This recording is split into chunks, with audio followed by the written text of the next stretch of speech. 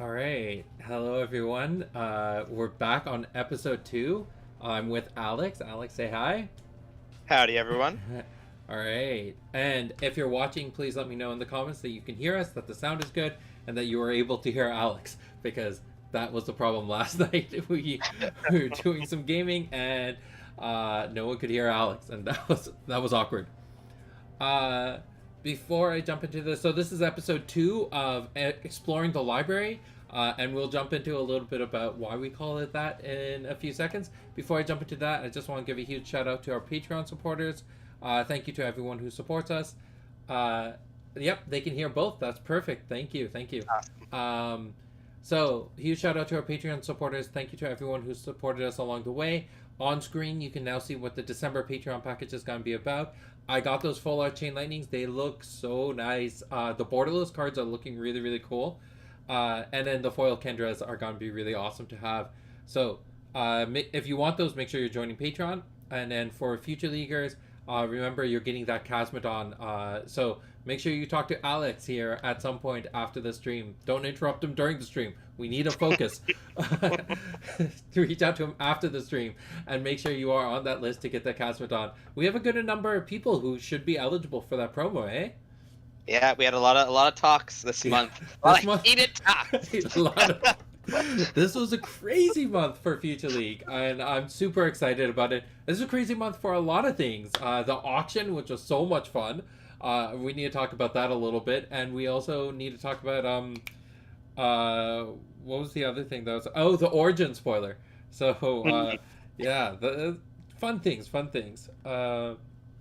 So what are we talking about this week? Do I have any other announcements I need to make? Remember, Friday we got the live streams, Town Hall happening on December 7th to talk about the Future League stuff, and the Discord link should be in the description below for the stream. So this week, let's first talk about entering the library, or exploring the library. That's what we're calling this, exploring the library. Basically, we needed a name for the show. We couldn't think of something. I pitched a bunch of ideas to Alex. Alex, why did you pick this one? Why was this one exciting to you? Well, because the library is both lore, part of the lore, and then the library of cards. Yes. So I felt it fit both ways. Yeah, I agree. I think that's a great way of looking at it. We have the library, which is our database of cards. You have the libraries of Sahas. It just kind of pulls everything together under that same thing. Oh, there's one more thing I want to bring up. So let's jump onto the tabletop screen. And then this week, we're talking about our top 10 cards in Bellum. We have different criteria of why we picked our 10 cards. We'll be going through each one. So if you have any questions, if anything comes up of why we're picking a particular card, make sure you leave it in the chat. I am reading those on the regular. Darren, Brittany, Zalakor, thank you for joining us. So do you want to just jump into the top 10, or do you want to talk about some of these other things first? We can talk about the other things later. Let's jump into the top 10. That's why people are here. All right, take it away. All right. So when I started building my top 10, my first step was I started to look at power level, and then I took a step back and I was like, is that my top 10? And then I took that step back and I went, what does my top 10 mean to me? Not necessarily what I believe to be the most powerful, but what I play the most. So I chose the 10 Bellum cards that I play the most, which of course includes pretty much all the powerful cards. So it didn't change much, but there's a few nuanced cards in there that probably wouldn't be in there. Okay. I'm gonna. They're not like I didn't order the 10 cards like 1 through 10. Oh, okay. I don't know. Did you do that? I did. Don't know if I did. You did. Okay. Oh, I have a whole display and everything. It's gonna be exciting. I'll put them out and then I'll rearrange them on how maybe I feel they are, and we're just gonna start out. If I'm lucky, it's gonna. All right. Starting at the top. HE Substrike. This is a bomb. Yes. I don't know why I think so many people are sleeping on this uncommon. This is an uncommon, guys, that does, 5 damage if you don't want to spend any resources. Yeah. You just don't want to spend resources this game. I want to save them. Or 6 damage for a measly 16. At Yeah. Swift, I'm gonna blow that you up a get little in bit. there. So. Well, yeah. I'm alting over it, so I Yeah, hope yeah. if you're alting over it, they'll see that much bigger. Yeah. This is insane, guys. Yeah. Recently, I started making a bunch of popper decks, and this is where this started coming, and this just became explosive. Yeah. If you guys watched the Stevo matches, I brought this match, and it was essentially, if I stepped in front of Stevo, it was game over. Didn't matter if you had defensive cards, because you essentially needed to dodge so many of these Yep. to survive. Also, this card, if you're playing an OTK deck of sorts and you are afraid of selective amnesia, this is one of those cards that actually gets around it because you need so few of them to kill your opponent. Mm-hmm. It's very true. Like, you need 4 of them to deal 24 damage? That's massive. On that side note, just because I never did the math, I was recently doing the math with Darren the other day, and Darren went, "Did you know you can have 20 HEs in a deck?" Yep. And I was like, I've never really thought about that. That I guess is really the ultimate swing deck. Yep. 20 HEs and 33 cheese. Yep. Now we did a test where I the 20 cards was Substrike. And then it was, I don't remember what the 30 other ones were, but we both ran the exact same deck, and in that same match, Darren got all 6 3 cheese, and I got 4 8 cheese in my hand. Yeah. So I just ran over, and I was running Kun, so it took me only the second turn to get over there and win. Yeah. Yeah. That'll do it. That'll do it. All right. But that also swing of it. All right, let's go on to number 2. Okay. I think it's going in power level. Okay, so we got another 7 chi. Guardian of Balance. This one, The OG not a lot of Guardian people play. belt. I know. I like this art. I've just liked it for a while. I don't know why, but I do.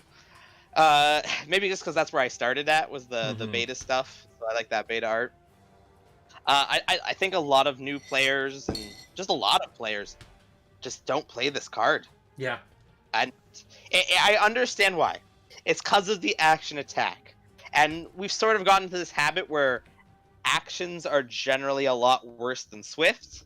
Yeah. But if you're going first, that it doesn't matter. Yeah. If you have the play, or this action speed does not matter because you're going to play it, and it's safe. It's safe for a turn. It saves itself. Following turn, it's usually a move up 1 step, smack for 5. Yeah. Yeah. And you've gotten the value out of this like crazy. Yeah. I 100% agree. I think it was the action thing that people hold against. But let's put a note here. Your first 2 cards that you dropped off here, both of them action speed solid cards. Like, yeah, Substrike has the Swift option in there, but at action speed, they're both just great cards. And then there was this whole entire assumption that people were like, oh, if you're not going first, this card's useless. It's not useless. It's still a big body. And even if you're not going first, that means you're just missing the first turn of the round. You're not missing the entire round. You can still do Day of Peace against all the other summons on the field. You're just missing that first turn. So it's not as effective, but it's still a super solid card. 100%. For sure. Great card. Sid, did you face my 25 Guardian of Balance deck? Yes. And your one with the Enraged Gorillas. Yeah. So that changed my perspective on both those cards. Because that was the thing, is like, these 2 cards, they're both at the 7 cheese slot. People just weren't playing them. Yeah. And I'm like, these aren't really that bad. Like, what are you guys talking about? And then I just built a deck with 25 of them. If you're slamming one of these down each turn, usually, even if your opponent's going first, you move this up, hit for 5, and then they take it out. Yeah. And then you slam another one. It doesn't matter what else they're building. They're just not really getting the fulfillment of their turn. No. And then the other thing about... So, a side note, a complete, like, anecdotal thing. Guardian Balance was one of the first 2 rares introduced into Genesis. It was Guardian Balance and Meteorite were the only 2 rares that existed on the first run of booster packs. So, yeah, love the Guardian. I agree. I would love to know from people, if you're seeing cards, are these in your top 10 list, or is this something you overlook? Let us know. All right, what's your next one? All right. Boom. Oh, it's there. It's there. Well, we're talking about actions. Here's our Swift boy. This is sort of the same thing as sub, but not as big hitting. But the AOE of this is just so devastating, especially if you're foolish to position yourself where I'm going to hit both you and your summon. Yep. If you've done that, I've probably won the game at this point. Yeah. If you allowed me to take out your resources of your summon and hit you in the face. Yeah. And I probably have more than one of these in hand. That's true. I couldn't imagine anyone making a top 10 Bellum list and this isn't there. It's the give me. That's it is true. Such a good card. The question really comes down, which artwork do you like more? I think it's this one, but it's sort of the same Guardian of Balance sort of artwork thing. That's where I started at. That's why I got so many of them. Yeah. So I like just the nice raw power. Like the power's here.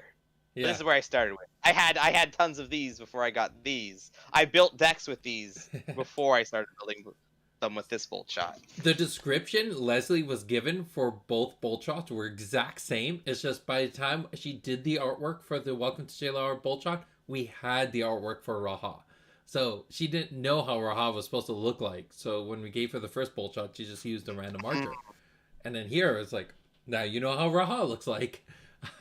So what you're saying is, clearly this character in the back here could be a future character. One thing I don't know about, so Leslie's actually really good at hiding her signature and her artwork. So they could be hidden somewhere in these pieces. Anyways. Interesting. Bolt shot. Bolt shot's a solid one. Bolt shot. Don't have to say much about it. Only thing I'd say, if you are new to the game and you look at this card and it's a good card. Just basic looking at it, it's a good card. What you're missing about this card is its cost. That 4 energy is so low that a caster can literally play 10 of these without decking themselves. Yeah, unless you, well, it depends where you are, but Nubia can even do that, right? Yes, like, even with Nubia, you just make sure you count your cards. Yeah. Like, once you got a technique that is this powerful and Nubia can still run it, you know you got a solid card. Yeah. All right. Next one. Moving on out. Oh, I was not expecting that one. I was expecting a 6G here. This is I was not expecting them all. That was the surprise wall. This one is more of a fun one. I always want walls to work. I don't think we've gotten the optimal wall yet. But you were playing walls yesterday. How did you feel about that? I love walls. It's one of those things that when you think about this game and the functionality of it, it's like, this game should have walls. This game should have walls. And like, compared to any other card game, could you imagine playing Yu-Gi-Oh with walls? Like, what does that even mean? Even Magic walls. I'm like, what does this even mean? But the wall in Genesis, it makes sense. It makes so much sense the way it works. And then it's always been a key point of the storyline. If you look at the Walls of Vat'his and the fortifications, flavor text on there have always denoted something massive about the game. Because it was actually the first time Odara was mentioned, was on fortification. Not even Walls of Vat'his, fortification. We already had plans for Odara. And so I love the walls. Straight up, it's a good card. Yeah. See, Princess Odara, you're Kendra, right. Yeah, right there. Kendra, interesting. Yeah. All right. Why'd you put the wall? Why is it on your list? Like, so I'm just doing a quick scan. I'm pretty sure the wall was in my 9-10 slot. I'm gonna say it's in my 9th slot. Okay. I find it's very fun. Yeah. So that's why it's not my most played card, but when I began the game, me and my friend Steve, we spent so many time trying to make walls work. It started with this wall, obviously, but then we got this one, which was just way more cost effective. Yeah. And then it sort of been a pet thing to be like, one day we will make walls work. Yeah. And that's really where it's at. I think it is possible. I think it's possible. The bolt shot with Goldilocks looks so nice. With Raha. Oh, with gold looks so nice. Okay, okay. No, the beta one. Um, Yeah, yeah. the Alpha Booster Pack actually has that bolt shot in foil, which is kind of cool. Well, on the cover, not the card. You can't get the foil Inside, card. there's one foil one in the alpha pack. We never told anybody till now. Go out somehow and find more alpha packs. I don't know. And then Steven, wait, that's a wall. Swoon. Yep. As mentioned, the walls. All right. Let's move on to the next one. So I don't know what this is anymore because I thought they were going back in chi order. All right, we're going over to Java Jin. There isn't. Okay. Is there a more fun summon than the Jin? No. I gotta think now. No, I don't. Colossal Ant is my number 2. So much fun. Spoilers. Well, Colossal Ant can't be in here. That's not a Bellum card. Yeah. But Yeah. Daojin's just so much fun. Yeah. Yeah. He's not a crazy powerhouse because a lot of the time I end up having to use him first just to have control of the turn when it wouldn't be necessarily the most ideal to use him. Yeah. But he's just so much fun. And he's one of the few summons, I think maybe the only summon who doesn't have an attack ability that I still am like, yeah, I want to play this. I want to play this regularly. Because like you think of Malevolent Spirit, you think of Dark Loa, and it's just like I want to, but I just can't justify putting those into my deck. Same with Fearmonger. No. But the Dwajin, I can justify. I agree. Yeah. I agree.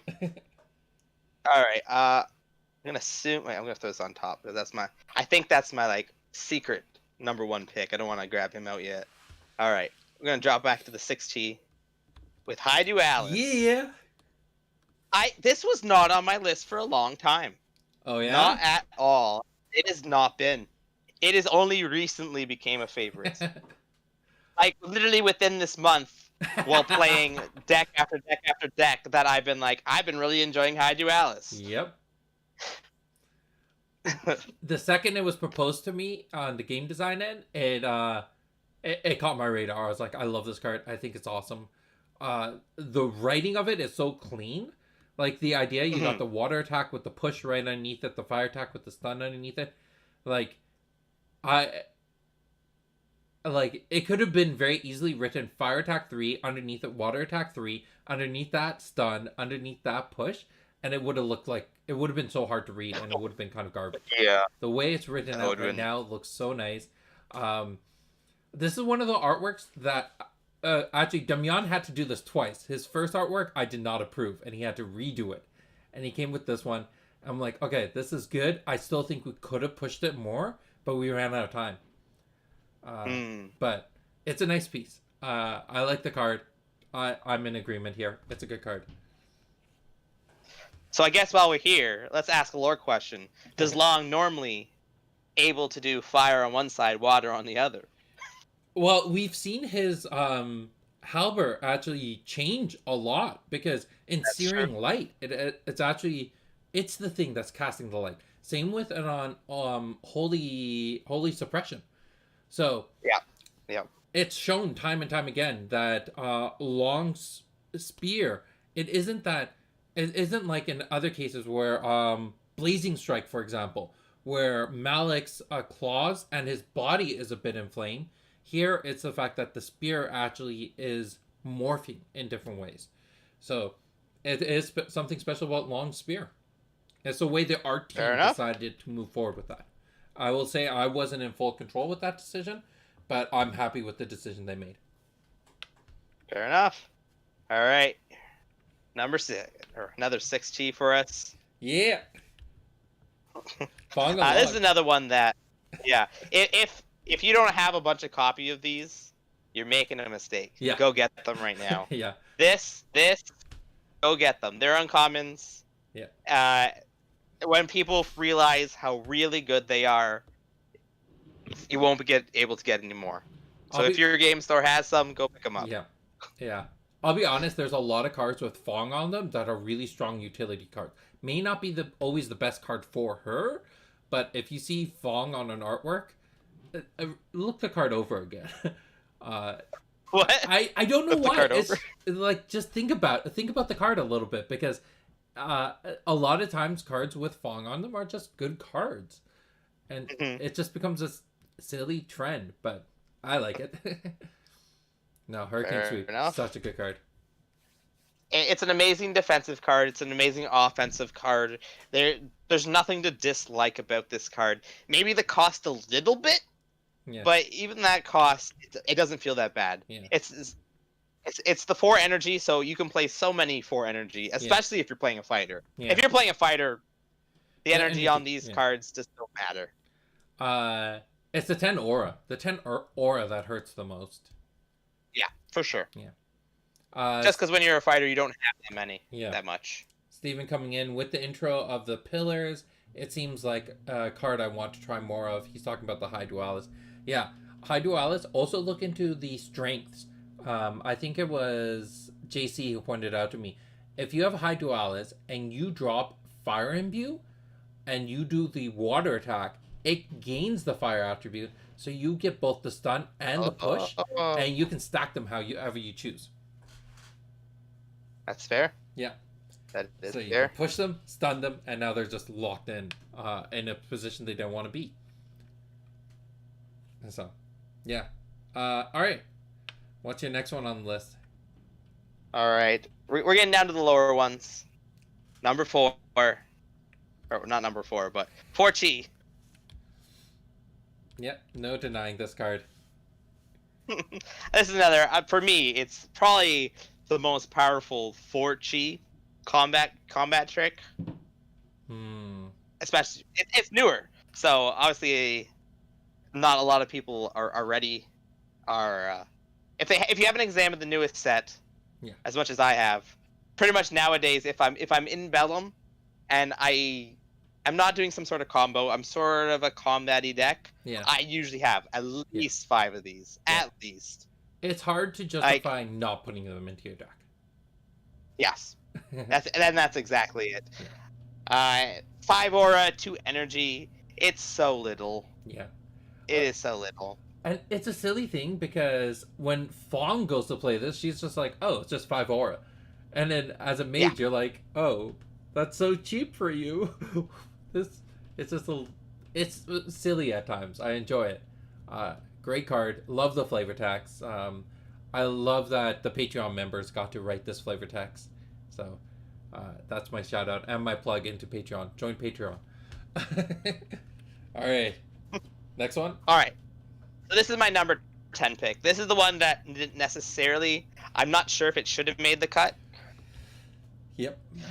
I see. I get your So, point. because my problem is, I've only started playing Air Pillar due to testing a lot of the newer stuff. There is enough decent air stuff because, like, if we look at the list, right there, flanked right beside it, those 2 are good enough to be air. But with the current cards, there's no real air champion, I would say, to support Air Pillar. No. I guess while we're here, the ones that I was fighting with that was going on with was Quicksand, which is a fun card. Yeah, and then the other one was Dense Fog. Yep. But Dense Fog was on the list for powerful Bellum cards, but it didn't make my list for cards I play. That's the thing. It's a good card, but don't you feel like a jerk every time you play it?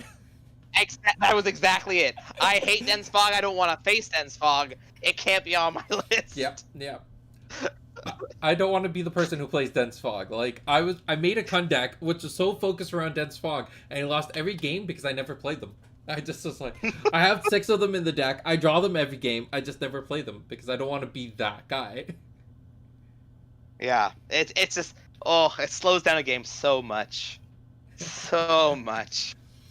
Yeah. So this was literally my like, this wasn't here, and I was just like, I haven't played Quicksand in a really long time.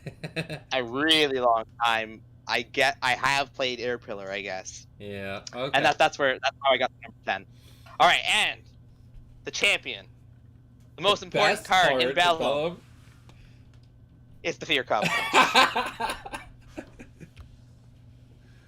All right, all right. Look at it.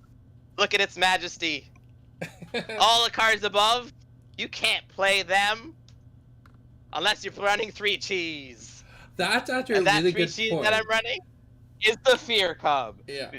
I don't know if that's the right way to pronounce it, but that's how I say it. Okay. I know I say fear because my opponents are gonna have fear in the eyes when this guy comes down. I love it. I love it. During the championship, Yeah. I was running a long Scorpion deck just to do to get the pins, and I think it was, I forget who it was against, but everyone was playing Sahas. Oh, Lionel, yeah. I was running a good 20, 25 Scorpions in that deck. Okay. And I didn't get any of them. I only drew a single Fear Cub. And so this guy right here got to like 7 hit points and did the whole fight versus Kendra. Nice. And won the battle through. Yeah. So you made 2 great points. It looks like you got a bunch of people who are in agreement with you that Fire Cub is the best on your list.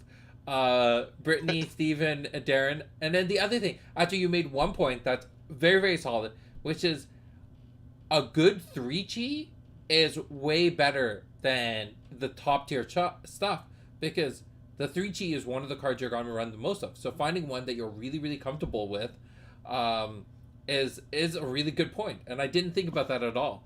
So the fact that this is your go-to, like, yeah, I can understand why it's on your top 10 list. Yep. Yeah. I'll pull them out just in case. These guys are not the same.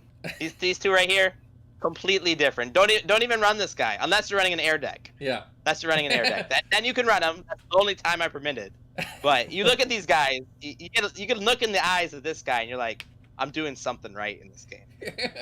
This guy's screaming at you. Don't run him. All right, just run the Fear Cub, guys, and you'll be happy.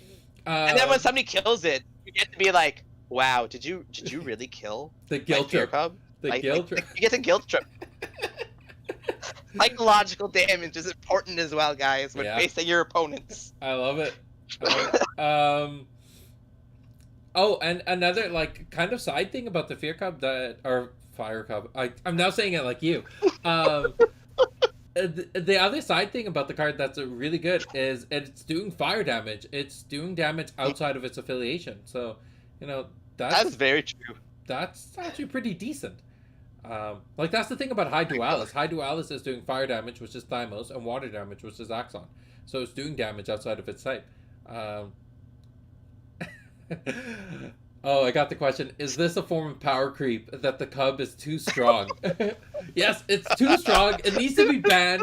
Like, forget Epiphany, forget Bullshot. We need to ban the Fire Cub.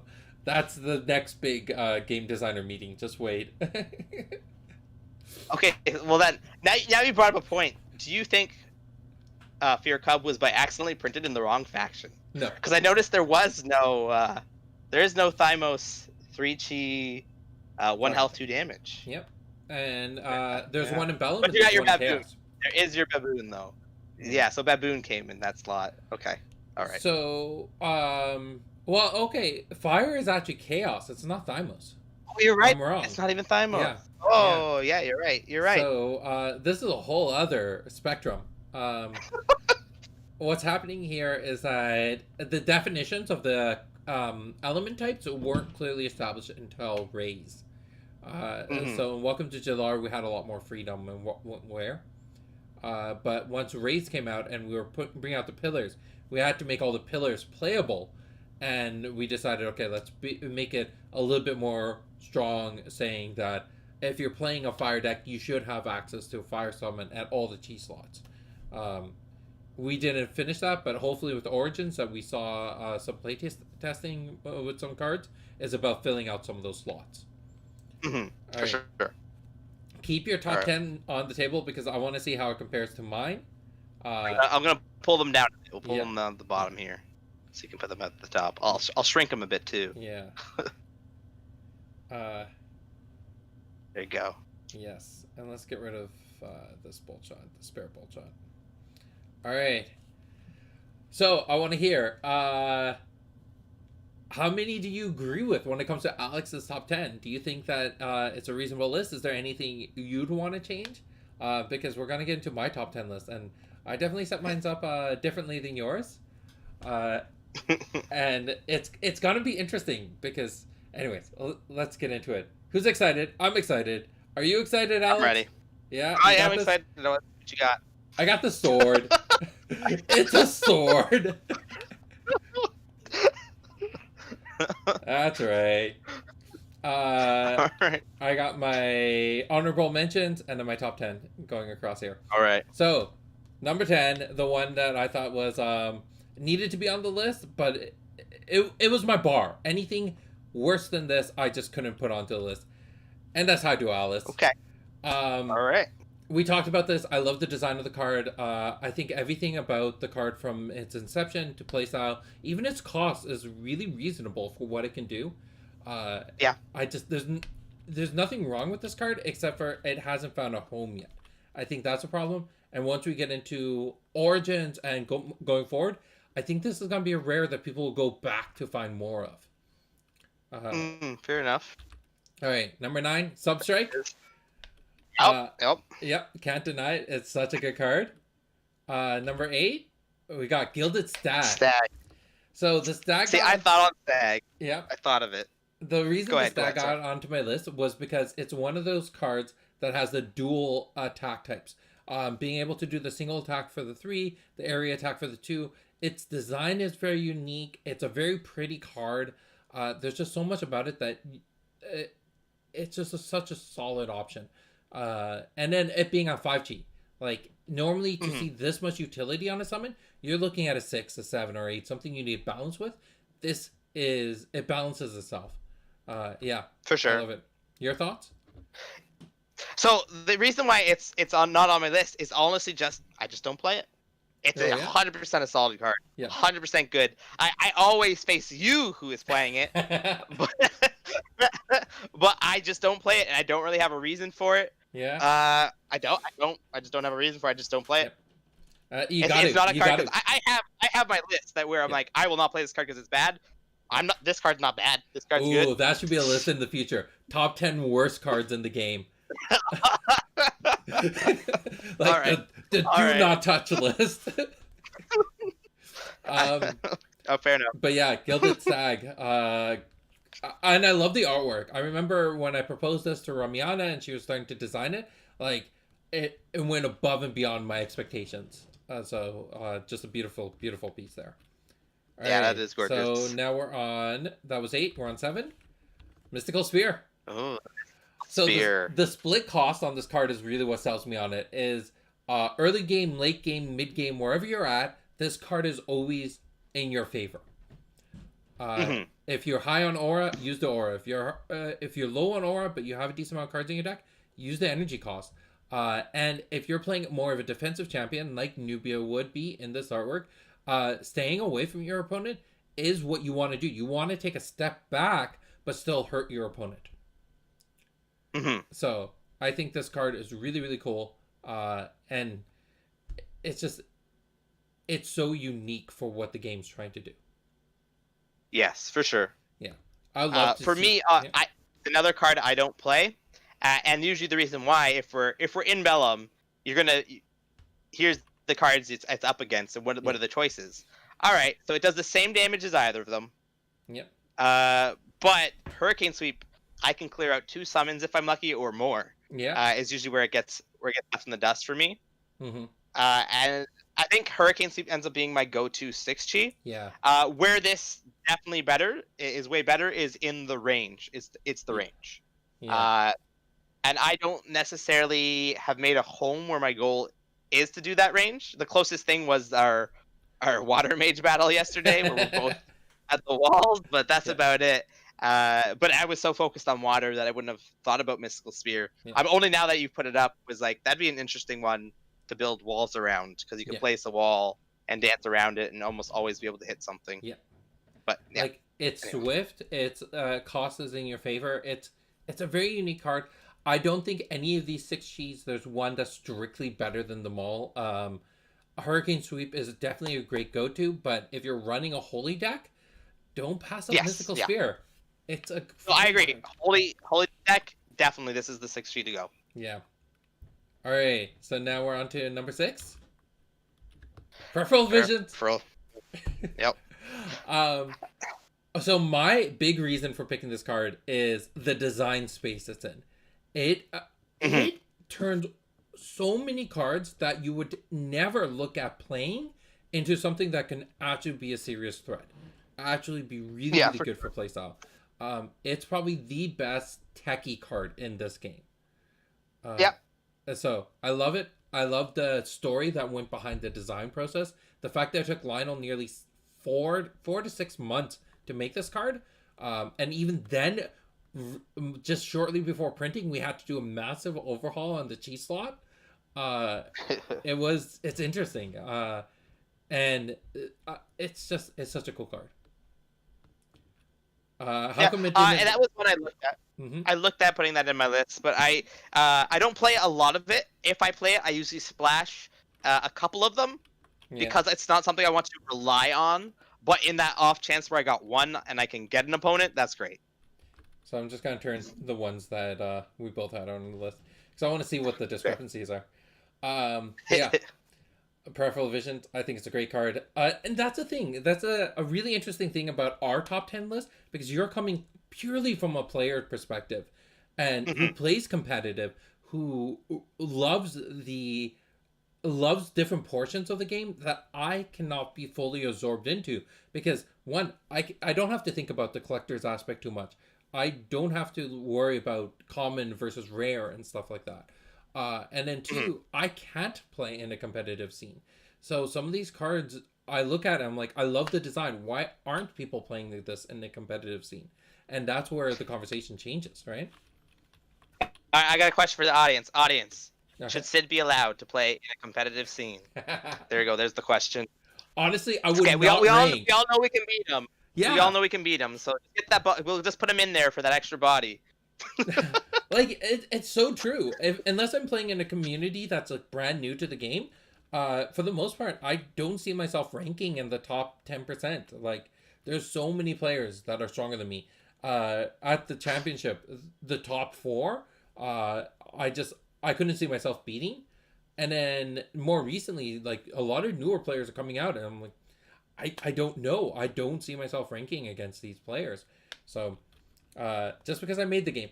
And I love telling people this story because I remember when I first launched the game, people were like, "You made the game. How come you don't always win?" I'm like, "I didn't make a game for me to win.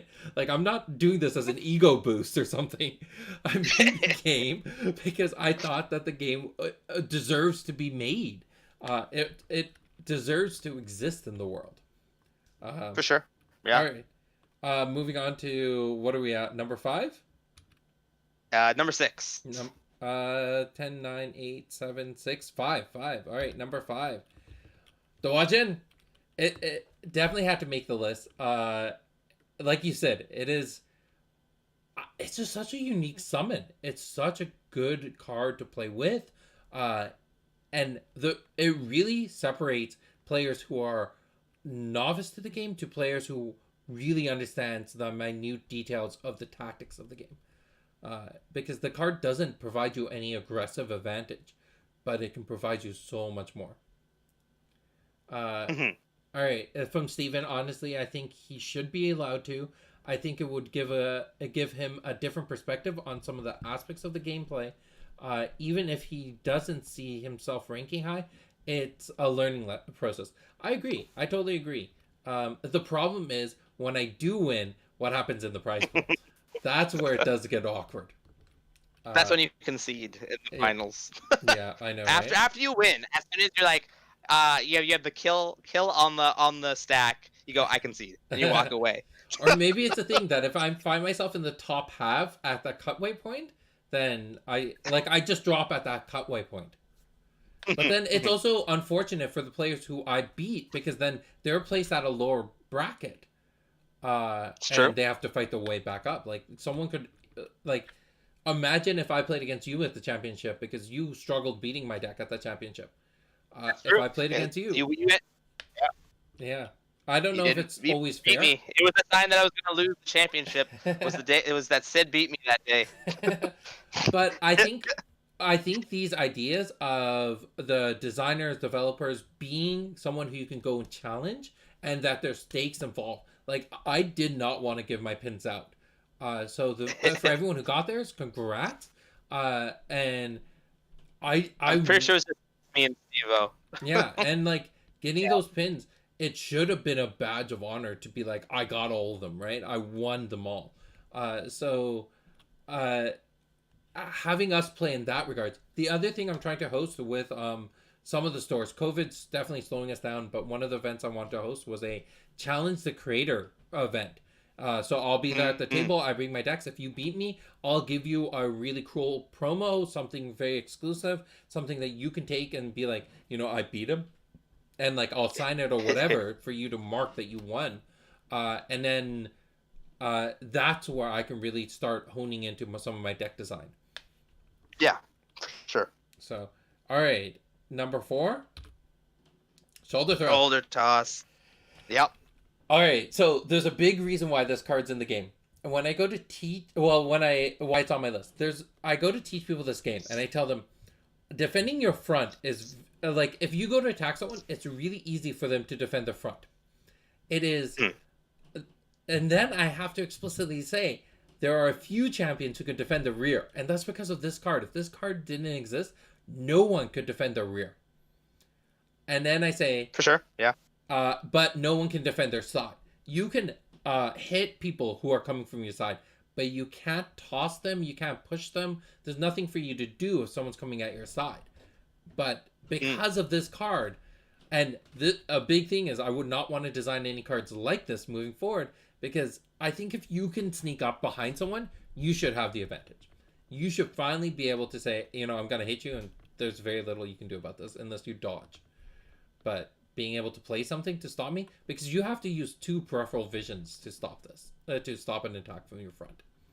But because of shoulder throw, you don't anymore. All right.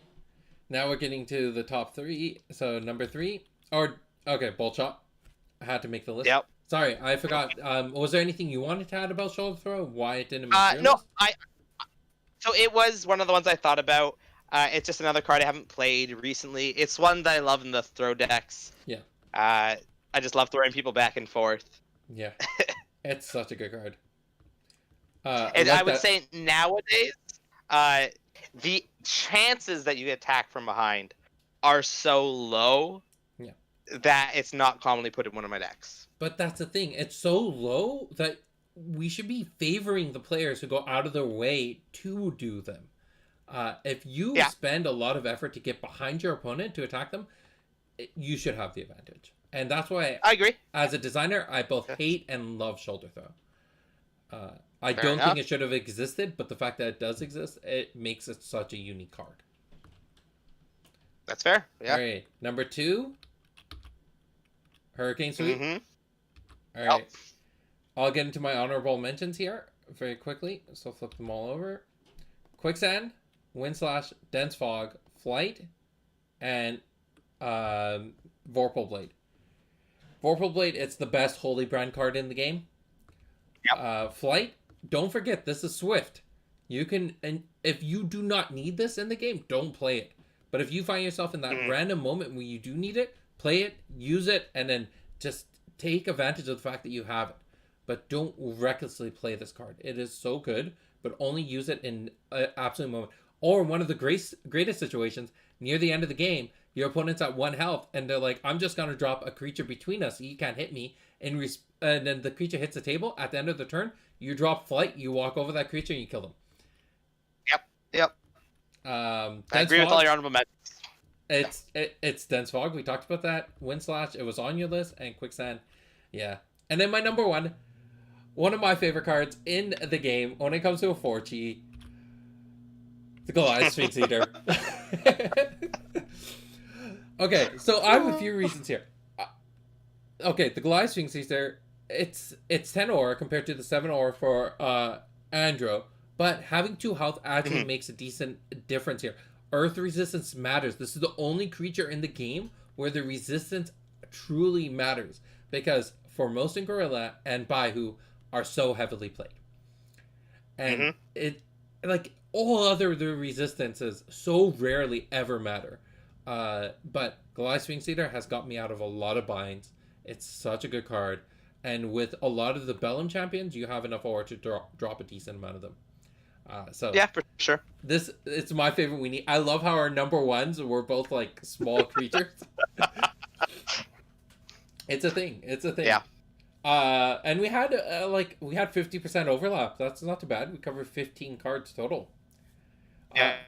All right. So throwing it out to the audience, take a few minutes, look it up, but I'd love to know what your top.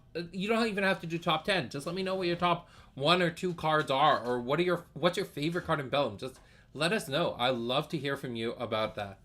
All right. So we have enough time for a game. You want to jump into the game? Play with our decks? Let's do it. But I want to save you time. Everybody's obviously gonna be saying Tacky Psyche. Yeah, it's the number 1 card in the game, right? Number 1 card. I don't know why we game. missed it. Why wasn't it in our list? It's just as high up there as No Man's Land, right? That's true. That's true. That's true. All right. Let's switch the game table for All me. right, I think you got to All do right. that. Yeah. Well, either of us could because okay. of promotion, but yeah. All right. So you told me you didn't make your deck directly about all your cards. I made a deck with only my top 10 cards. Oh yeah? Yeah. Yeah, my deck was about featuring one of the cards and giving it a home. Mm-hmm. So. Fair enough. Here's where I find out I didn't save it. Oh no. Oh no. Which is weird. There should be 3 different of them. Wait. I should just look for the champion. Ah, there's the champion. Okay. See, I was gonna go. I was gonna go with Fang, but I was like, you know what? I don't play with Raha very often, and that was literally it. That was the reason why. This is a good opportunity for us to explore new deck styles that we may not have looked at before. Alright. Gotta make these dice and counters and stuff larger.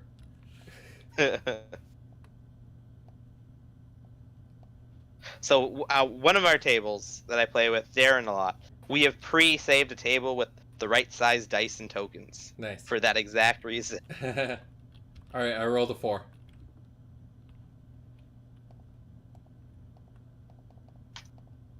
Alright, I got an 8.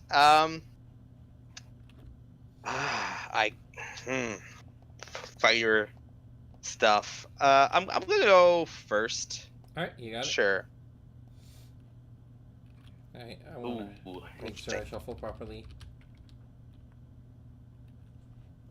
Gonna move up 1. Gonna summon a Fear Cub to my left, a Fear Cub to my right, and a Dawajin behind me. Nice.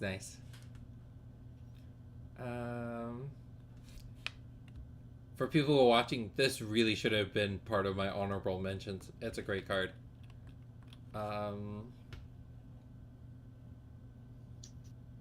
Interesting situation. Alright, 2 over here. Alright. Next round. Next round.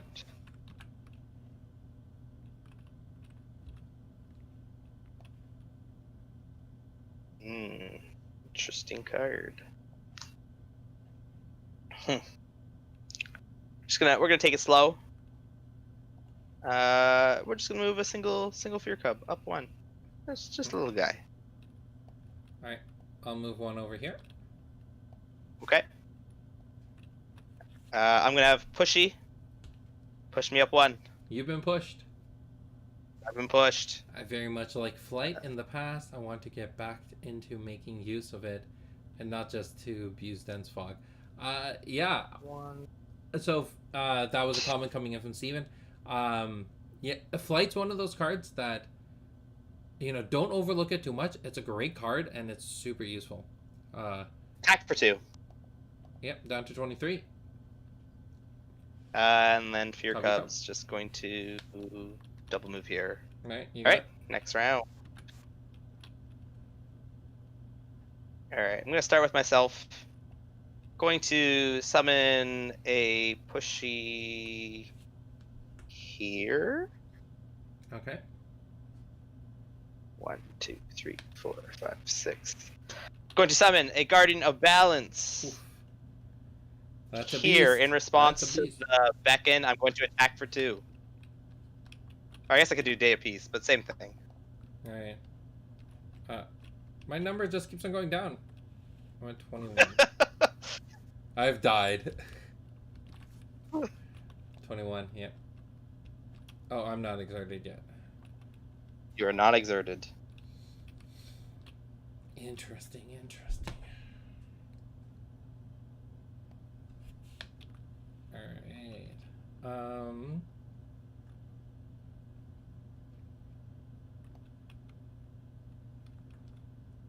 Gonna go here. And we're gonna drop a Goliath Sphinx Eater back here.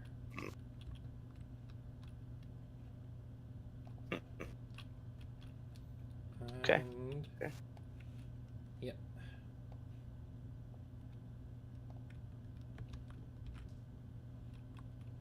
Move this guy up here. This guy's gonna go here. This guy. Wait, I pushed with this guy already, right? No, not this Or round. that was last. Yeah. Last round. Yeah. And that guy's gonna go there. All right. Next round. Things are encroaching in on me.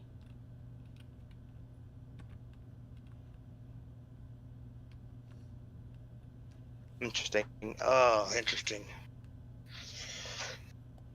I had a plan. Did that draw change things? No. No, I think I'm fine. Guardian Balance is gonna swing for 5. Revenge of the Get that Phoenix? 5. You can.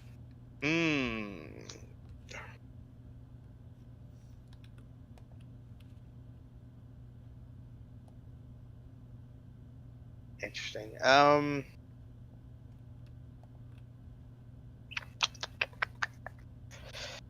It's gonna be. So we got the So when prevent you on when the you stack?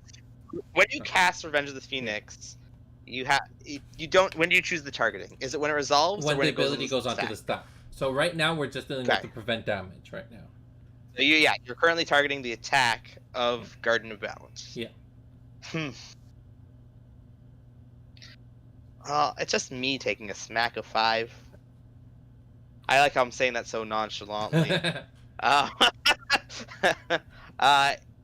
right. Yeah, I'll Okay. let it. It's fine. And then I'll resolve to hit you for the 5.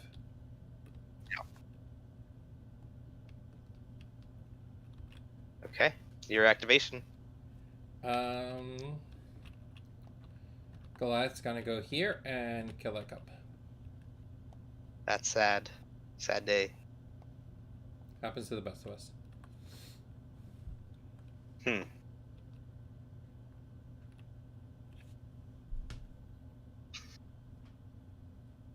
Pushy is going to go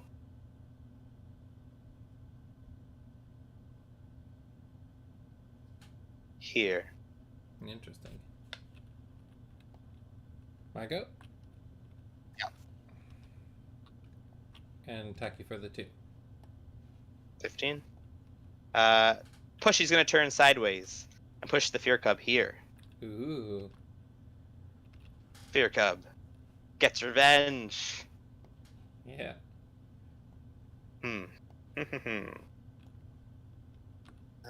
I am going to go here, and I don't need to rotate. I don't need to rotate at all. I'm going to summon another Gob. Yeah, it's a gob.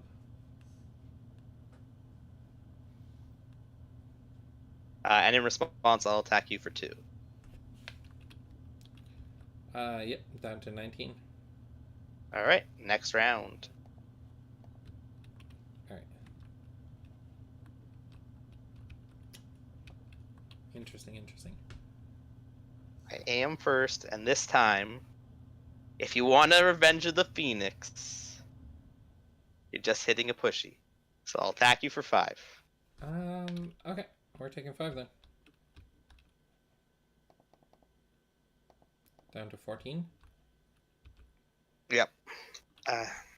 Don't think I made the best play there, but that's okay.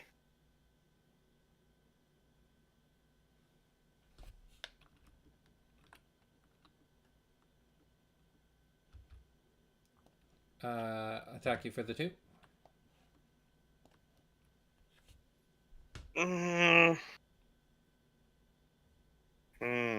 How many cards in hands? 3, 4, 5, 6, A lot. 7. 7. All right, I'll take the 2. Okay. 2. I don't want to be here no more. I think I have enough bodies on the board that it's time to run away and make you have to deal with them. All right. I should have had Pushy go do that first. Oh well. Yeah. Gob is going to turn it and move to the left and swing for 5.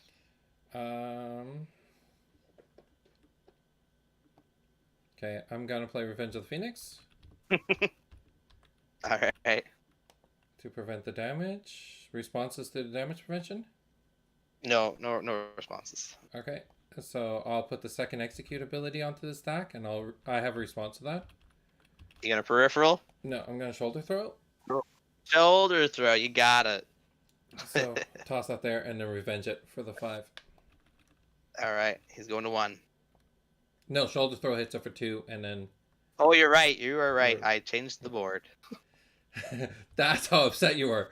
You're like, we're going to a different arena now. Teleportation.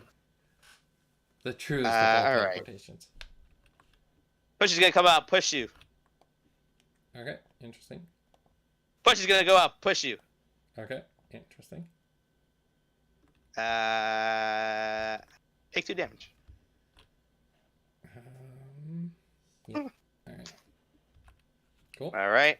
Next Next round. So normally I'm not usually one to run away, but you have a lot of cards in hand. Like a lot of cards in hand. So Darren's asking, is there a maximum amount of cards you can have in your hand? No, there's no maximum hand limit. The design behind that was a lot of like,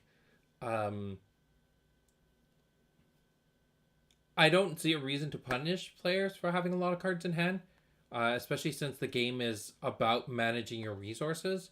So if the game forced you to manage your hand size, that could be very annoying for some players. I am just going to. I like that where it is.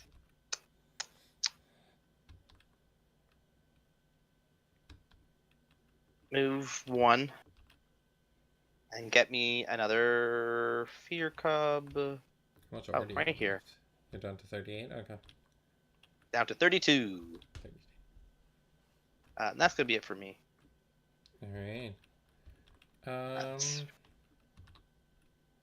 Let's go here and attack that for the 2. Sure. Fear cub will response back for 2. I'll direct defense that. You got it.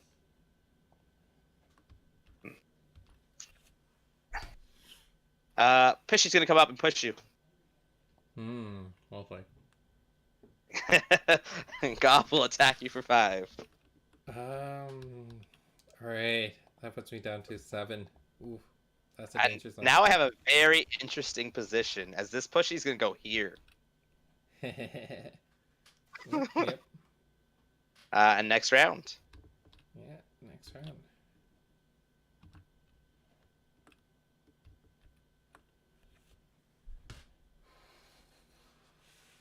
I am first. Yeah, I guess I'm just gonna start with the swing for 5.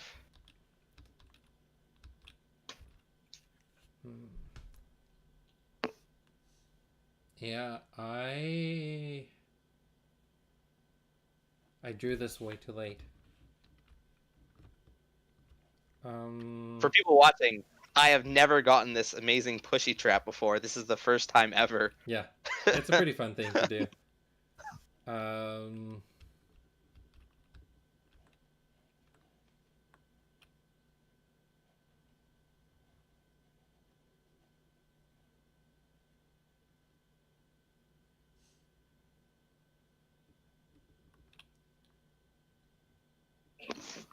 And if you weren't watching, that all only happened because of the fear cub. Yes, obviously. All comes back circle. Remember when that fear cub was here and he turned around to kill it? It's game over. Game over. Yeah, I don't think there's much I can do in this game.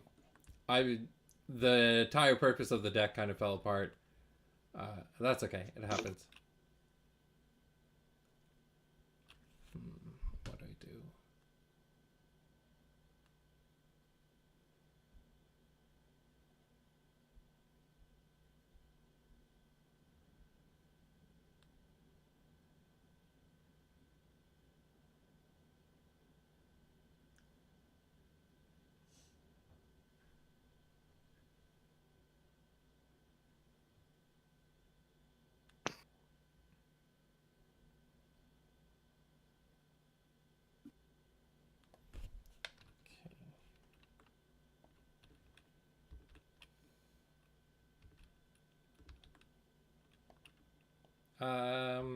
There's not much I can do.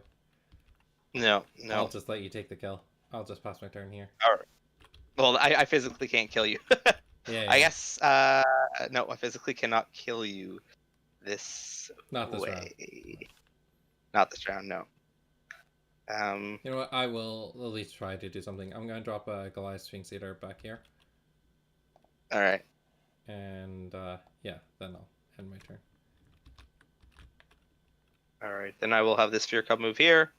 I'm gonna run over here and kill this Sphinx Eater. You got it. And then I will have. Yeah, I messed up a little bit. Should have had this pushy come here. This pushy go here. This cub just blocked it. So Brittany is asking in the chat. Oh, a few things came in from the chat. Tell Alex that I said that if he ever tries this deck on me, I cry. So that's from Darren. And then Brittany's asking if do we play more regularly? So moving forward, after Toronto got kind of announced to be in lockdown, there's two things that Alex. Oh well, one thing that Alex and I decided, which is these Tuesday night games. We're going to be doing this every week, 7 to 8. So you can come join us, and that will be a scheduled thing. The other thing I'm going to try my best to do is on a regular basis, 7 to 8. I'm going to be on Tabletop Simulator deck building if no one's there, and if people join, then we'll play a few games. So no guarantees on what will happen on those other days, but I'm going to try to be playing more often. All right. I just drew like 7 cards. I'm gonna attack you for 5. Disqualify for cheating.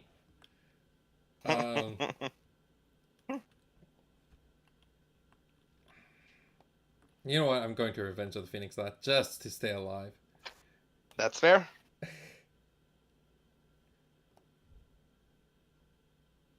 Alright, let's... And...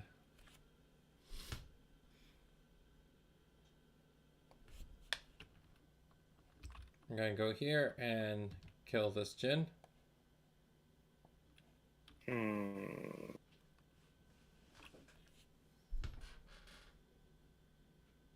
I'll respond by attacking you for 2. I'll defensive practice. Sure. I'm gonna push me just for fun.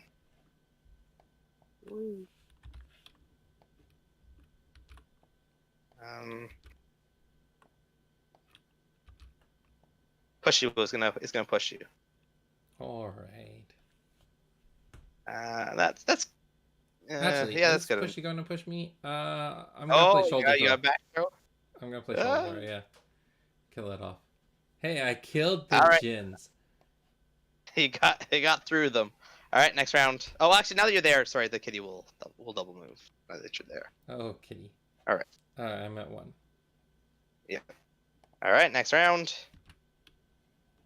Ooh.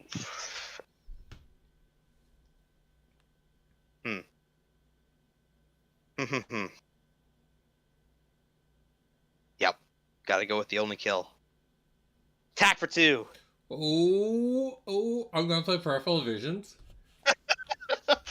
All right. Alright. And then I'm gonna All play right. Peripheral Visions. Don't you do it. And then I'm just gonna kill him. How could you do this? Revenge. Bittersweet revenge.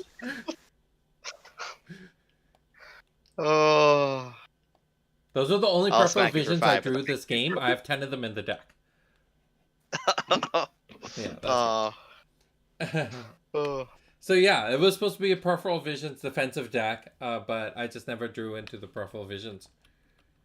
That is fair. Yeah. Alright. I think that's it. I don't think we have time for another game. There are a few kind of quickly things I want to talk to you about when it comes to some of the other things, but we can do that during the closing screen. So thanks for the game. Let's end this game off by flipping the table. Flip. All right. All right. So a few things that happened this week. We had the auction that wrapped up, which was really cool. I don't know if you heard about all the winnings. Congratulations to everyone who won a bunch of stuff. But the Alpha Booster Packs ended up going for $50 each. Nice. Yeah. Really makes you reevaluate some of those alpha singles, eh? Yep. Yep, it's true. But the thing I was really excited about was to see the donations coming in from Heads or Tails, the deck boxes, and the keychains and fridge magnets. They all sold for a decent amount. And I hope everyone who participated enjoyed the auction. If there was one dream thing to see on the auction, what would it be, Alex? What was the one thing you wish you could see on the auction? We're gonna get a life-size statue of Nubia, or of all the. You know what? One of each of the characters. So that way, each year there's a different statue, life-size. Like, yeah, these are we're might as well go all out, gold-plated statues. All right, one day. Audience members, let us know if there's one thing you wish you could see in the auction. What would you want it to be? We already have gold-plated, life-size statues of the champions. I don't even think you can do one a year. Like, there's just gonna be so many of them that it'll just be ridiculous. Oh, you're right. All right, and then this week we also launched the Akasha Codex, the Prelude. So starting next week and every 2 weeks afterwards, we'll be releasing a new chapter, which will go through the anthology of what's happening in the Genesis universe. Anything in there that you're excited to read about? I'll read it all. I read the little aura bit so far. Yeah, I don't know what's to come, so it's hard to say whether I'm excited. I don't know. I'll just have to wait and see. I'm really excited. This is my first stab of trying to write a larger story arc. I've written some small short stories in the past, but writing a full anthology, it's kind of crazy. So I have an editor who's working with me, and if Brad's watching this, thank you, Brad, for all your hard work. And I'm super psyched about a lot of these chapters. I've had a lot of fun with them. I'll let you know that the next chapter, I've already spoiled this somewhere, but the next chapter is called so each chapter will tell you the name of the person we're focusing around. So then the first chapter is about Rain, and the chapter's name is called Foresight of the Ancients. Each chapter is named after a different card in the set. Yeah, I had a lot of fun with it. And then the last thing, we dropped a small little spoiler for Origins. Did you get a chance to watch that? I did. I actually, which I don't know if a lot of people saw it, but my favorite part, weirdly enough, was the lightning pillar, which was clearly in the background at the end. Yep. It looks so pretty. It's such a nice artwork. Yeah, it was so beautiful. I really love that the art team came together. There's a lot of little Easter eggs that I've hidden in that. I know it's a small 10-second video, but in between there and if you go to the Origins website, I'll let you know there are some Easter eggs hidden on that site itself. So go explore, enjoy. And then yeah, I think those are the big things that happened this week. Thank you, everyone who came and joined us. Alex, I had a lot of fun. I'm looking forward to seeing what Thymos has. Are we? So that's going to be my next question. Are we doing? Are we just going to go down the line and do the next 10? Are we switching topics every week and going back and forth? I want to just go through the I'm first fine with 10. either way. Pardon? Yeah. All right. Yeah. I think it's very thematic. It's really fun.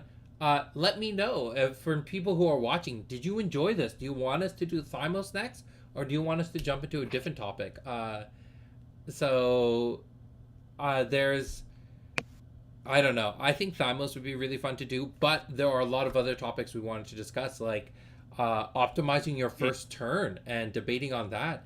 Um, there's a lot of little minute moments that are really big for gameplay, and talking about them. Yes. Yeah. When talking about deck design, I would also like to cover like mean, median, and mode. Those are different things that we talked about in high school math, but you were like, when am I ever going to use this? And it actually matters when it comes to deck building.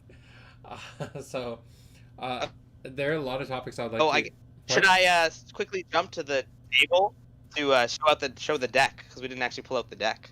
All right, we'll jump back to the table. For everyone who stuck around, you get this little extra thing. Go for it. Jump to the table. Yeah, and if you guys have topics that you want us to talk about, let us know there too. Yeah. Because there might be little things that you are interested to find out. Bellum 10 with. All right. Just for those, is it just us? Did you say? There's a few people who stuck around. So. It looks like I shuffled this deck, so it won't be as easy. But yeah, there's a lot of topics I want to see us cover in the future. I think maybe next time around I'll try using my top 10 cards in the deck the way you did.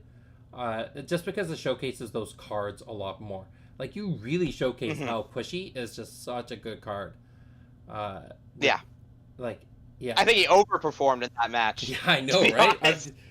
I've seen him do really fun stuff. Like, the first time I remember playing with him, my opponent tried to come and attack, and I was like, wait, no, push. And then realizing that you can't go head to head against Pushy, he's like, no, you can't do this. Steven's saying you need to update your deck builder at the 2 to 6 player table when you get the chance. You're using older versions of those. And then also from him, very much enjoyed this, and alternating top 10s and technical design play might be good. So we can definitely take a break, or we could do Bellum Thymos and then jump to something else for 2 weeks and then come back and finish Axon and Chaos. Okay, yeah, that's fine with me. Finish it. And isn't the woman with the spear a kind of champion reveal also? Yes, it's a reveal, but look at it a little bit deeper. There's subtleties in the clothing, the weapon choices, the hairstyle. We dug deep into what we want this lore to be about. Even the logo for Origins. So there's a lot of things to speculate about. All right, and this is the deck. Now I obviously couldn't go heavy into Air Pillar because that would be a bit insane. Yeah. Even though I do have a good 10 wind slashes. Yeah. I only got one that game. I only got the one in the game. Not that you saw it. It was just in hand at the end there. I think how many gobs did we see? We saw 3. 3. Yeah. I killed 1. Dang. 1 was on the table at the end. No, just 2. Maybe it was 2. Yeah. But still. Just 2. Like 2 gobs. I had 2 hides in my hand. Yeah. The one time you revenged, I was contemplating pushing you away, and I decided I could take the 5 damage. I had a second revenge in my hand. Pretty freely. Yeah. Because then I would have prevented the damage from the High Duelist, redirected that to you, and then the 5 would have gone through, and that would have hurt. Mm-hmm. So I saw literally all the cards except for my 2s of, and this one, and my 4 cool. subs. Take a screenshot of this. It was pretty solid. For people who are watching, I will. Alex will throw this up onto Discord. But yeah, no, that was fun. I liked Pushy did so well that game. It was awesome. Yeah. Okay. So, I think that wraps it up. Anything you want to talk about when it comes to this deck design? Any like struggle points? When it came to deck design, the struggle points was I don't want to draw air pillars realistically, Yeah. but putting one in was a bit too easy, so I put two in as a minimum. I wouldn't mind walls, but it just didn't go as well with the rest of the deck. Mm-hmm. Fair But it wouldn't have enough. been the end of the world. Yeah. I also wanted to be able to put enough of each card to showcase. Yeah. So getting four, I literally got four of each of these, Yeah. which is a good number. Yeah. Like And this deck. I I was wasn't gonna too overwhelmed by anyone. Yeah, this deck was definitely more about showcasing the cards than being like a really serious competitive deck. So, no, I appreciate that. I think that was a lot better approach than the deck I built. Uh, my deck was. I'm still trying to make that Fong defense deck, which I think would be really fun if you can make a deck where she can run into combat and all she needs to do is constantly just hit her opponent for two. Just keep on swinging her sword and just defend everything else that's coming her way or redirect damage with revenge and shoulder throws and stuff like that. So What channel should I throw this into? I throw this into the Fought His channel. The yellow Channel? Okay. blue deck. All right, cool. All right, let's. Even though it's all Bellum. It's all Bellum. It's all running Raha. That's fair. That's fair. All right. All right. Well, let's. All right. I think that's it for tonight. Yeah. Yeah, for sure. All right. Take care, everyone. Thanks everybody who showed up. Yeah. Thanks for joining us. Thanks for all the comments and engaging with the conversation. And like we said earlier, if you have ideas for topics, let us know. We'll record them and put them into our list and strategize around them. All right. Have a good night. Bye.